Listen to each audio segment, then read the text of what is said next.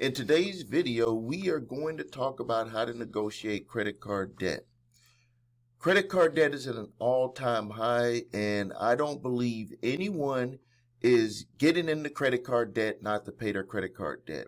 What happens is people just, and I included myself in the past, is that we just accumulate a lot of credit cards, and then all of a sudden, one day we look and we're paying all of our payments out to these credit card companies.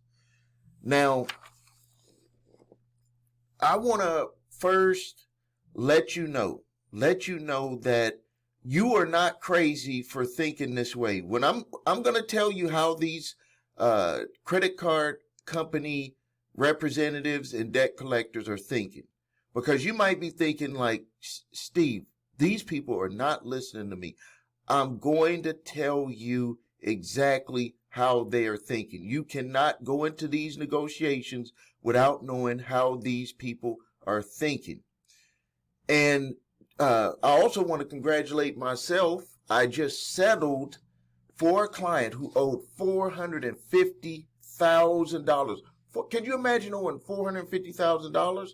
Settled it for a little, I think it was $225,000. I don't have the sheet right in front of me. $225,000. That's a huge savings. Yes, this is a high net worth couple, but it doesn't matter if you make a lot of money or a little money. When you have debt collectors breathing down your neck, threatening to take your assets, it doesn't feel good, no matter how much money you got. So I'm going to talk about why is it so hard to settle with these credit card companies. I'm going to tell you why it seems like they're not listening to you. I'm going to wipe away the roadblocks that you might have in front of you so you can be able to clearly see and get rid of all of those misconceptions and all of this stuff that people might tell you about how to deal with these companies, because there's something about speaking to them that you don't even realize, and I'm going to make you aware of it, because I want to help you protect your money. I want to help you protect your assets. I want to help you not have any unwelcome surprises come into your life. So we're going to talk about how to negotiate credit card debt. So the first thing that you need to do, step number one, is to find out if your credit card debt is still owned by the credit card company, or have they sold it to a third-party debt collector. Now, if they sold it to a third-party debt collector, you should have had the right to dispute any or all of that debt, because they're going to send you a dunning letter in the mail, and you have 30 to 45 days to respond to that. But let's just, for the purposes of this video, we're going to talk about settling the debt. Please refer to my other videos on what you need to do if the debt has been sold to a debt collector. And you can go to my channel, The Credit Repair Shop, on YouTube, just in case you're watching this video on another platform. Search how to settle debt or how to deal with third-party debt collectors. Now, here's the thing that you need to understand. Please pay close attention to what I'm about to tell you, because this is going to be key to any negotiation situation. So you need to understand the mindset of the representative on the phone. You may be speaking to an attorney.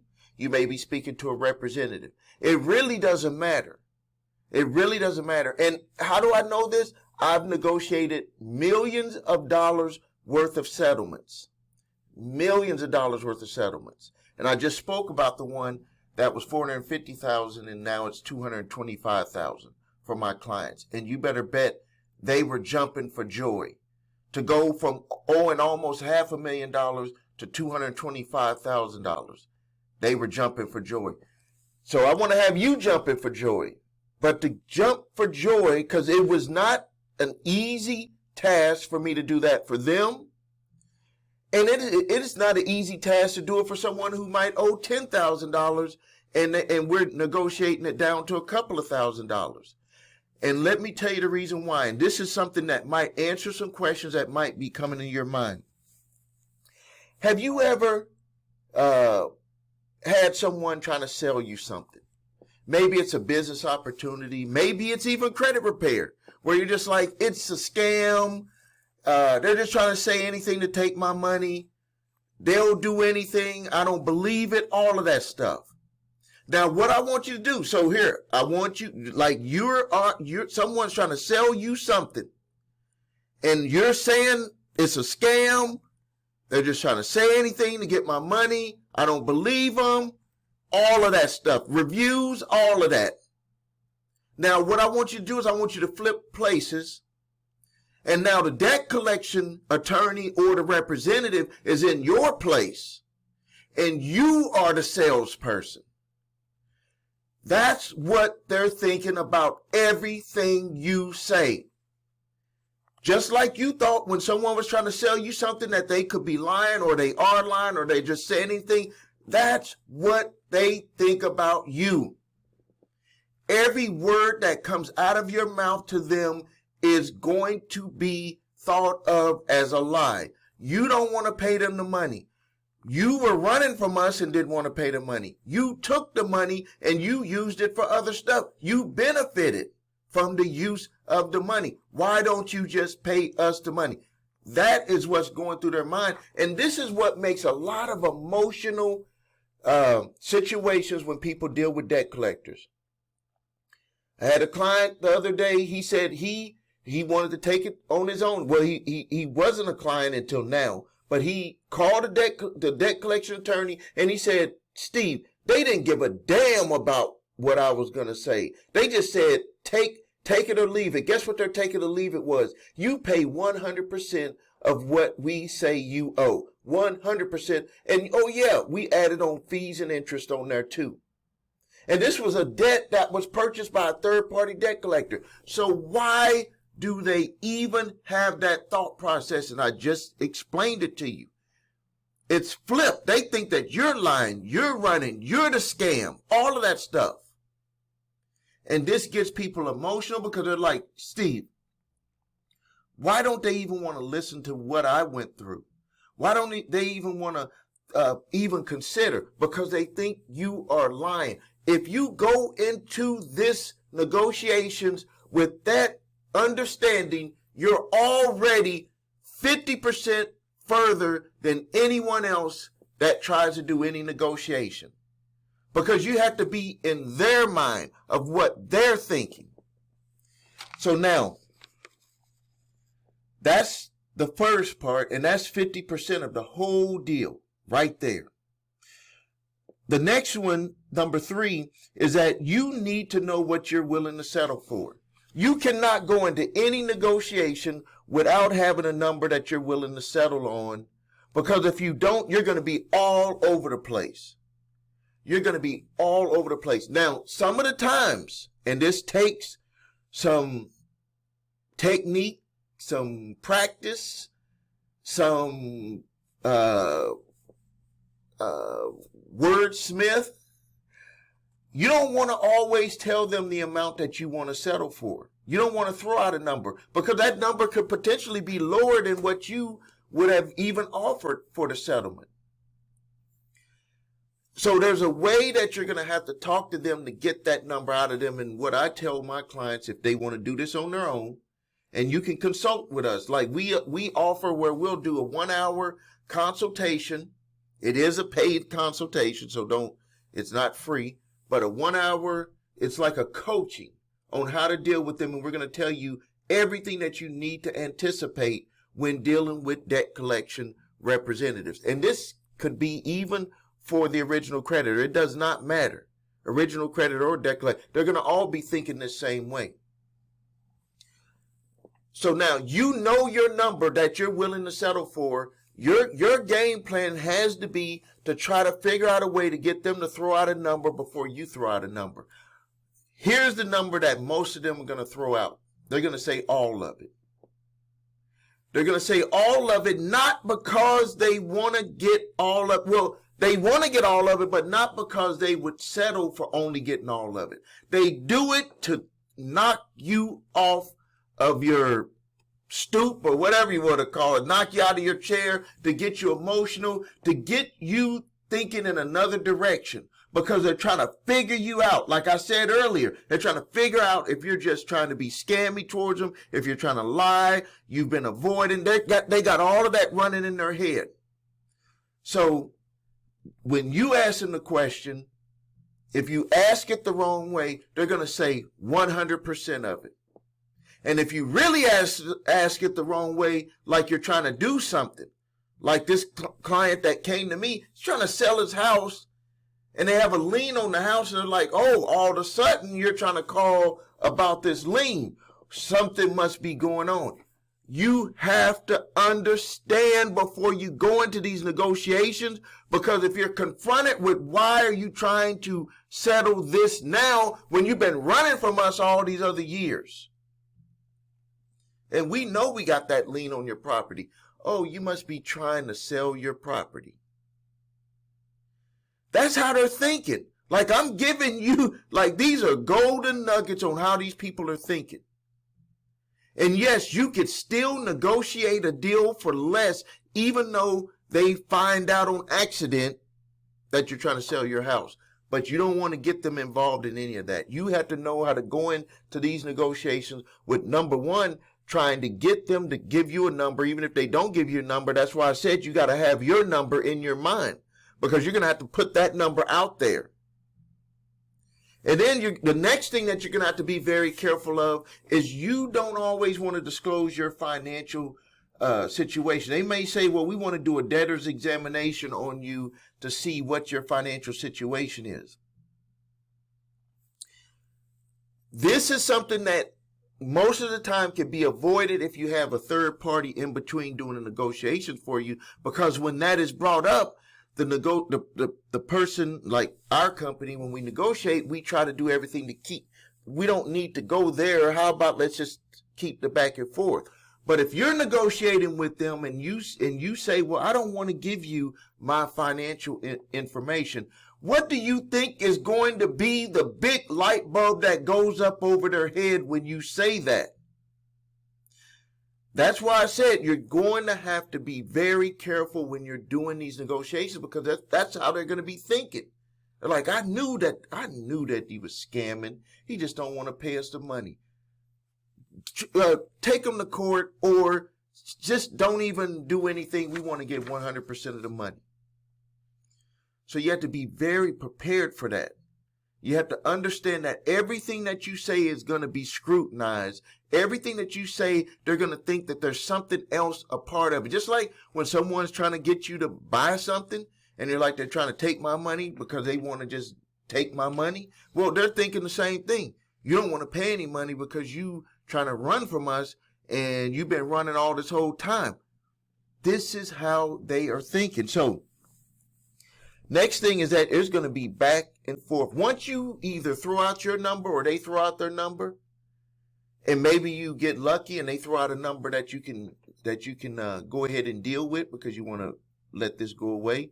You want to make this go away, then that is congratulations to you. But a lot of times people cannot afford what they're trying to throw out there with a number for a lump sum, and they may have to look at doing a payment arrangement. But it's going to be back and forth. And let me tell you another secret, is that even if they throw out a number that you can afford, you should not take that number. You should always go down a little bit lower. I don't care if you go down $2, because you don't want to have it in their mind that there was something that they missed. Remember, this is an individual who is working for a company who is going to have to sign, get a paper, a document, get it to their upper management to sign off on a settlement that they just gave you. And you better believe that that person is going to be questioned, and they already know how they're going to be questioned by their upper management. Why in the hell? Is this your friend? Is this your buddy? Why did you give them that amount for a settlement? So remember, that's how they're thinking. So you're dealing with layers of people. If you're dealing directly with the attorney, that is collecting for the original creditor, that attorney, this is what they have in their mind. I've blown myself up to be this big attorney, debt collection attorney, that can make people pay up. I'm known for helping my clients go with their debt that's hanging out there. I know how to collect it. So even for the debt collection attorney that is working for the original creditor, they have to have some sort of mindset shift to even allow them to go with hat in hand to this company that they just made all of these big promises to and say, you know, this person, I believe that we should go ahead and settle this debt. You know, I know it was $20,000. Let me give you a real example, one that we did for a doctor. She had to get this settlement because she could be in jeopardy of losing her ability to work at a hospital, could not have his judgment. For $40,000, we negotiated it down to $20,000. So, but with that attorney, and we were dealing directly with the attorney, he was like, there's no way that they're going to accept that. We had to have that back and forth, and we were also able to do this without getting financial documentation. But it was a lot of back and forth, and you got to get that individual's mindset to accept that that is what you're going to be able to pay without any issues, and then to offer that over to their client because they got to save face. So it doesn't matter if you're dealing with the attorney got to save face.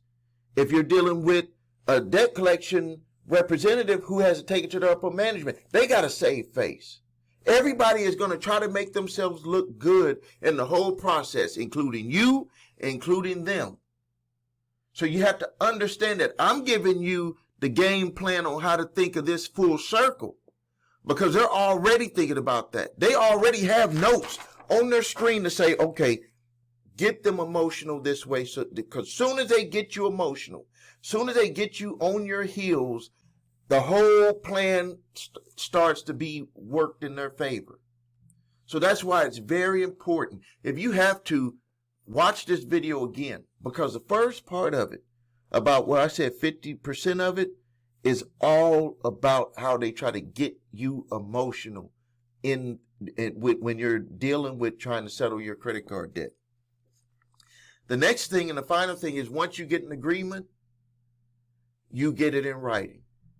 Tell them to email it to you. Tell them whatever way. You don't make any moves until they send it in writing, and then that's when you either make the lump sum payment or if you're doing payment arrangements. But you got to get it in writing.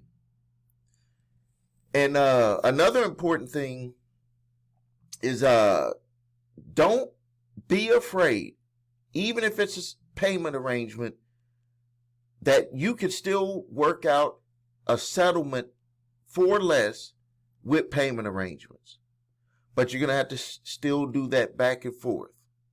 You do that back and forth, you could still get a settlement on payment arrangements. There was, I think we were dealing with American Express on this one, where the representative actually stated that, you know, when we do settlements, we've never given a discount if they were doing payments. I've never been authorized to do that. We did so much back and forth for this client. It actually took a full year. And that's another thing. Be prepared for the long haul some of the times. Some of the times it's going to take a lot of work, and you're not the only person that they're dealing with.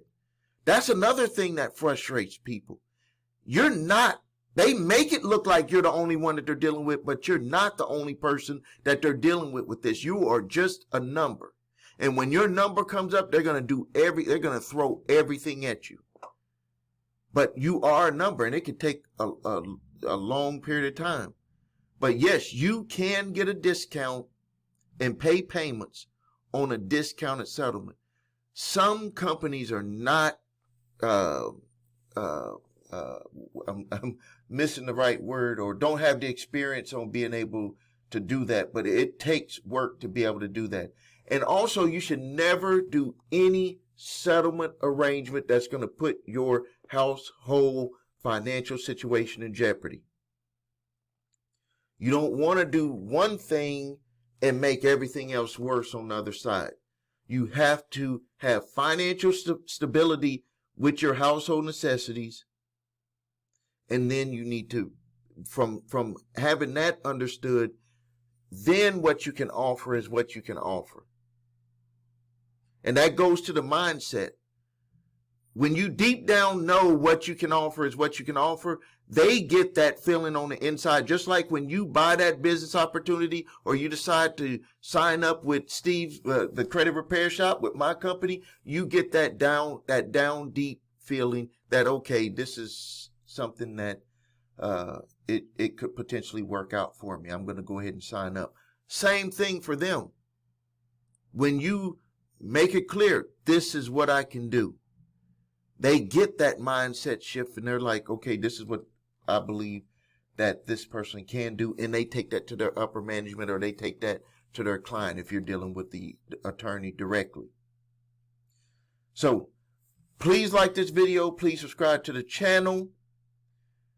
If you have issues with debt collection companies, or if you have any credit card debt that you want to look at an option of being able to settle, we can either coach you or we can help get it done for you. Go to my website, thecreditrepairshop.com. In the live chat, let us know your situation, and we'll let you know how we can help. If you need help with your credit, please visit us at thecreditrepairshop.com. Watch the video, What Makes Us Different, so you can see my 8-point validation, my 2-phase settlement process. If you need your credit reports and scores, go to the website, your3scores.com to get your TransUnion, Equifax, and Experian credit reports and all 3 scores. If you have debt collectors coming after you early in the game, grab my 3-pack of letters, statute of limitations letter, debt validation letter, and cease and desist collection activities letter.